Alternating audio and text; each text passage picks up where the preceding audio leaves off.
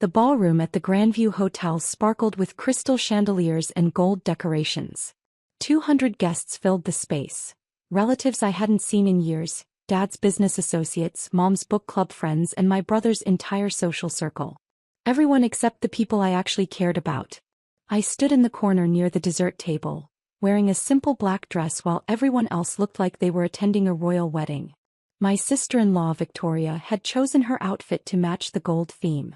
My brother, Marcus, wore a custom suit that probably cost more than most people's monthly rent. Can you believe she actually showed up? I heard my aunt whisper to my cousin. I know. After everything, she still has the nerve.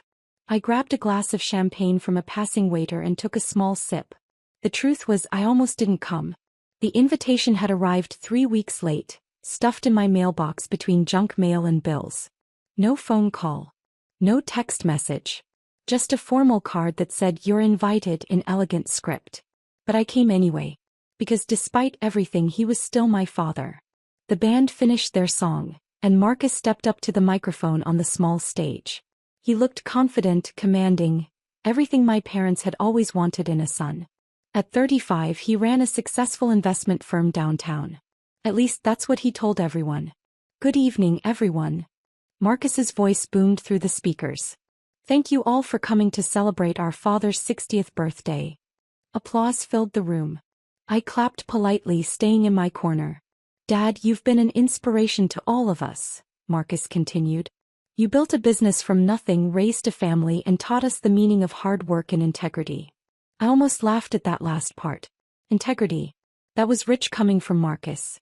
"Tonight we're surrounded by family," Marcus said, his eyes scanning the crowd. Then they landed on me. His smile faltered for just a second before returning.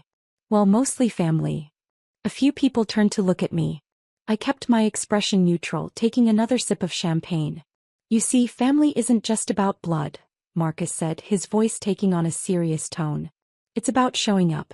It's about being there when it matters. It's about contributing to something bigger than yourself." My mother, sitting at the head table next to Dad, nodded along with every word.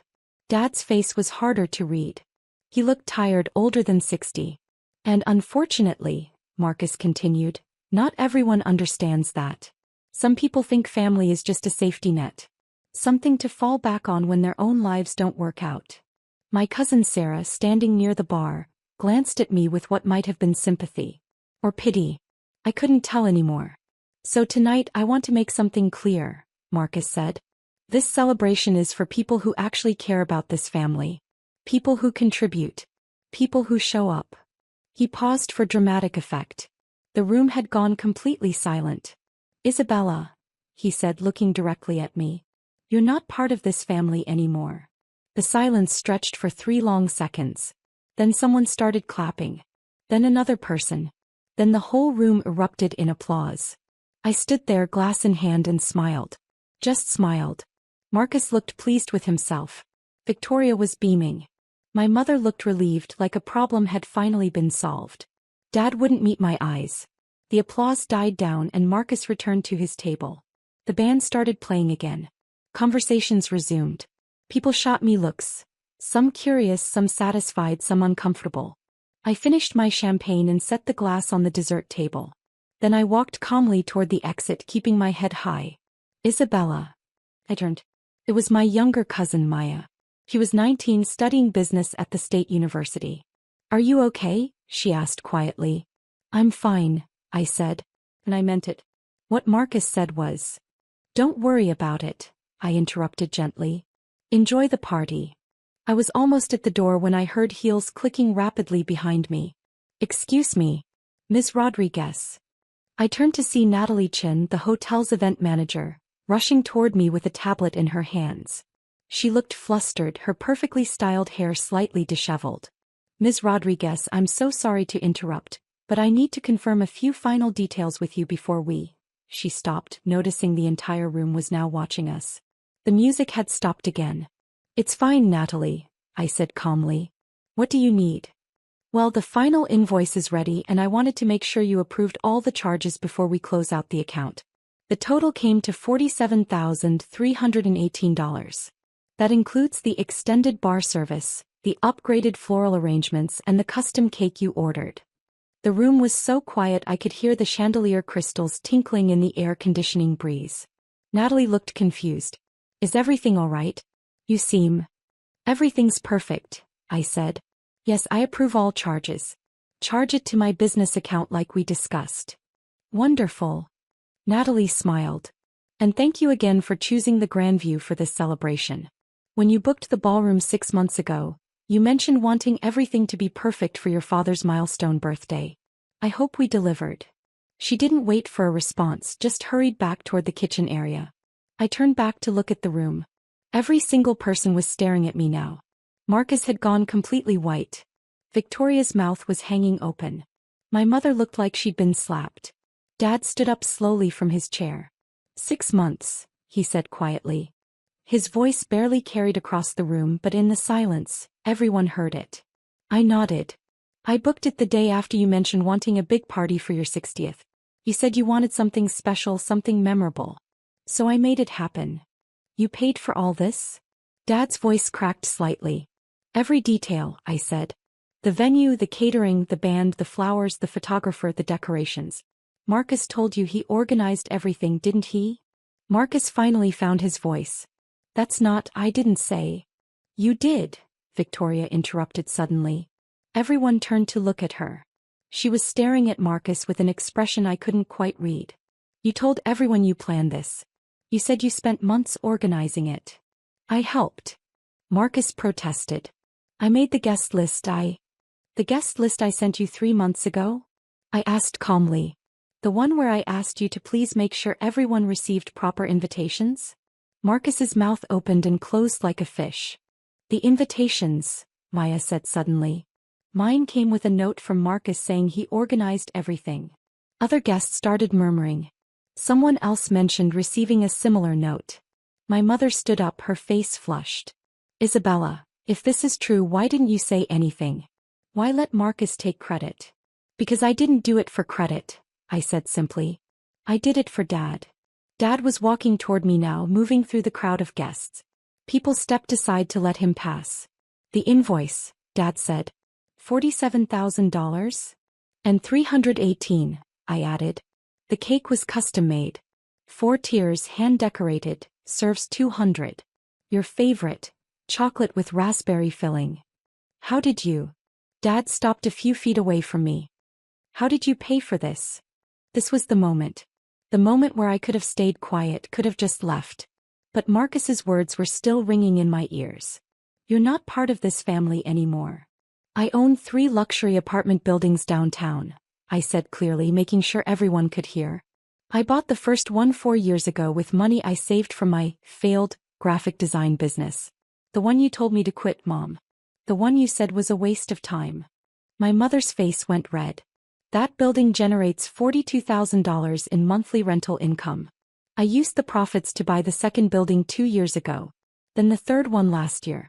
Together they're worth about $18 million. The silence was deafening. I also run a property management company, I continued. We manage 73 properties across the city. My annual income last year was $2.4 million. Marcus made a choking sound. But you drive that old car, Victoria said weakly. You live in that small apartment. I live in a small apartment because I don't need much space, I said. I drive an old car because it runs perfectly fine. I don't waste money on things that don't matter. You never said anything, Dad said. His voice was strange, not angry but something else. Hurt maybe. You never asked, I replied. 3 years ago when I told you I quit my corporate job to focus on real estate, you called me irresponsible. You said I was throwing my life away. Marcus told everyone at that Christmas dinner that I was probably going to end up homeless. I looked at Marcus. He couldn't meet my eyes.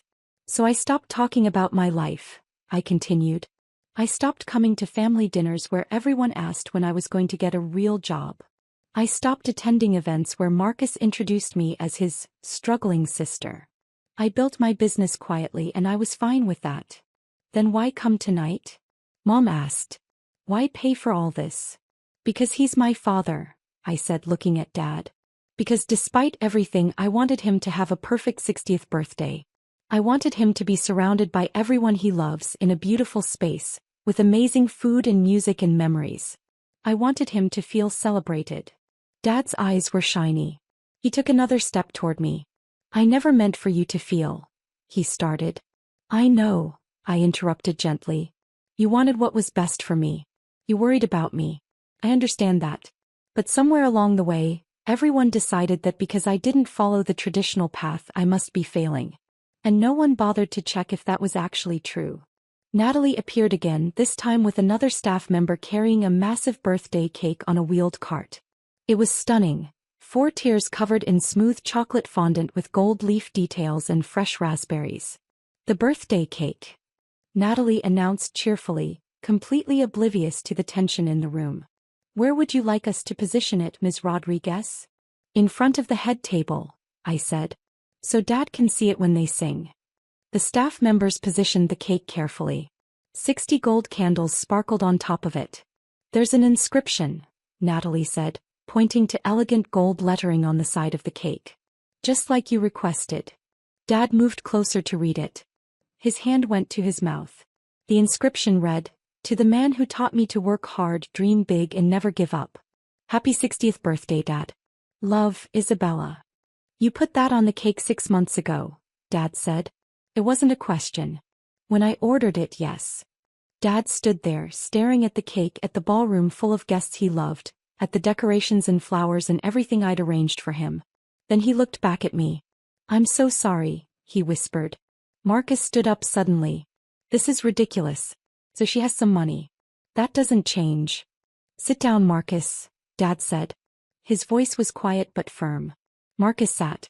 Dad turned to face the room full of guests. My daughter Isabella paid for this entire celebration. She planned it, she organized it, and she did it because she loves me. And I stood here and let my son tell her she wasn't part of this family. Some guests looked uncomfortable. Others looked ashamed. I've spent 3 years believing my daughter was struggling, Dad continued. Believing she needed guidance, needed help, needed to get her life together. I worried about her constantly. I lost sleep wondering if she was okay. His voice grew stronger. And the whole time she was more successful than most people in this room. More successful than me. And she never said a word because we made her feel like she couldn't. Mom was crying now, tears streaming down her face. Marcus, Dad said, turning to my brother. Apologize to your sister. Dad, Now. Marcus stood up slowly. He walked toward me and for the first time in years he looked unsure of himself. I'm sorry, he said. His voice was barely audible. For what, specifically? I asked. I wasn't trying to be cruel. I genuinely wanted to know if he understood. For taking credit for the party. For saying you weren't family. He swallowed hard. For treating you like you were less than me for years. For making you feel like you had to hide your success. I nodded. Thank you. He stood there for a moment longer, then returned to his table. Dad reached for my hand. Please don't leave. Please stay. Let me celebrate my birthday with my daughter. I looked at his face, really looked at it. I saw the regret there, the pain, the hope that maybe it wasn't too late to fix things. Okay, I said quietly. I'll stay. Dad pulled me into a hug right there in front of everyone. I'm so proud of you, he whispered. I should have said that years ago. The photographer captured that moment. Dad hugging me while 200 guests watched in silence. Natalie clapped her hands. Should we sing happy birthday? And we did. The whole room sang while Dad stood in front of his elaborate cake, his arm around my shoulders. When it came time to blow out the candles, he closed his eyes for a long moment before opening them and looking at me. I wish that I could be the father you deserved, he said. You still can be, I replied. He blew out all 60 candles in one breath. The party continued after that, but everything had changed. People came up to me, some to apologize, some to ask about my business, some just to talk. Maya stayed by my side most of the night, asking questions about real estate investing. Victoria approached me around 10 o'clock. I didn't know, she said, about any of it. Marcus told me he was organizing everything. He even complained about how expensive it was. It's okay, I said. It's not, she insisted. He lied to me. To everyone. And he was so cruel to you. I didn't know what to say to that, so I just nodded. Mom found me near midnight as guests were starting to leave. Can we talk? She asked. Not tonight, but soon? Soon, I agreed. Marcus avoided me for the rest of the night. I saw him leave early with Victoria. They were arguing in hushed voices near the elevator. At 1 in the morning, only close family remained. The staff was cleaning up, packing away decorations and stacking chairs. I was helping Natalie coordinate the final details when Dad approached. Come to breakfast tomorrow, he said. Just you and me. We have a lot to talk about. I'd like that, I said. He kissed my forehead, something he hadn't done in years. As I drove home in my old car, the one Victoria had mocked earlier, I felt lighter than I had in years. Not because everyone knew about my success now. That part didn't matter much to me. I felt lighter because I'd stood in that ballroom and told the truth. Because I'd let them really see me for the first time in years. My phone buzzed with a text from Maya. Thank you for showing me that success doesn't have to look like everyone expects it to. I smiled and replied, build your life for yourself, not for anyone else's approval. The night air was cool as I drove through empty streets toward my small apartment. Tomorrow I'd have breakfast with Dad. We'd really talk for the first time in years. Maybe we'd fix things. Maybe we wouldn't. But either way, I'd shown up. I'd told the truth. And I'd walked away with my head high. That was enough.